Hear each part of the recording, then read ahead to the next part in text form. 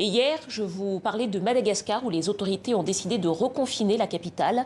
Ce soir, le chef de l'État s'est exprimé sur la situation sanitaire du pays. Il a tenu à défendre le Covid Organics, la tisane qu'il a personnellement promue. On écoute un extrait de cette interview. Il faut mettre un seul sachet dans 1 litre d'eau. Le mode d'emploi est écrit dessus. Une seule personne doit boire cela pendant 7 jours.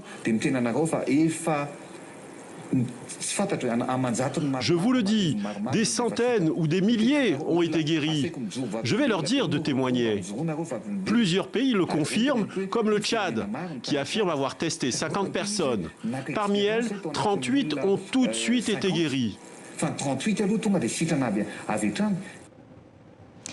Et on retrouve maintenant notre correspondante à Madagascar, Gaëlle Borgia. Bonsoir. Alors vous avez suivi toute l'intervention du chef de l'État, près d'une heure et demie d'interview, qui était essentiellement consacrée à la stratégie de riposte thérapeutique.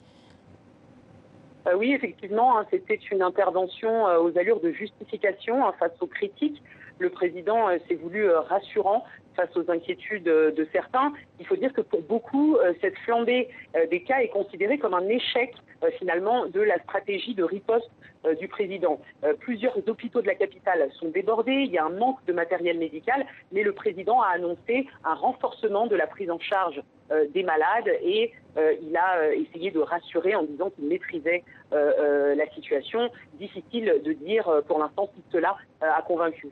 Gaëlle, justement, si le nombre de cas décolle à Madagascar, est-ce que ça veut dire, est-ce qu'on peut affirmer donc que le Covid Organics ne marche pas, ne soigne pas? Alors c'est impossible pour l'instant d'établir un lien entre la flambée des cas et le Covid Organics. Tout d'abord parce que c'est un produit qui n'est pas obligatoire, même si le président le vante comme un remède miracle depuis 3 mois, les médecins ne sont pas obligés de le prescrire. Et l'Académie de médecine a dit que c'était à la libre appréciation de chacun.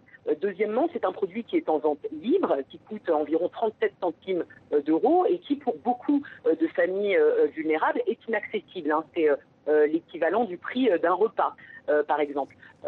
Et comme c'est un produit qui est en vente libre dans les supermarchés, dans les boutiques, on ne sait pas exactement qui l'a consommé. Ce qui est intéressant, c'est que j'ai eu accès à un document du ministère de la Santé qui liste toutes les recommandations pour lutter contre le Covid-19 et le Covid Organics n'y figure pas. Donc on peut se demander pourquoi un produit qui est fortement conseillé par le président n'est pas listé dans le protocole de traitement contre le Covid-19. Gaëlle Borgia, correspondante de TV5 Monde à Madagascar. Merci à vous.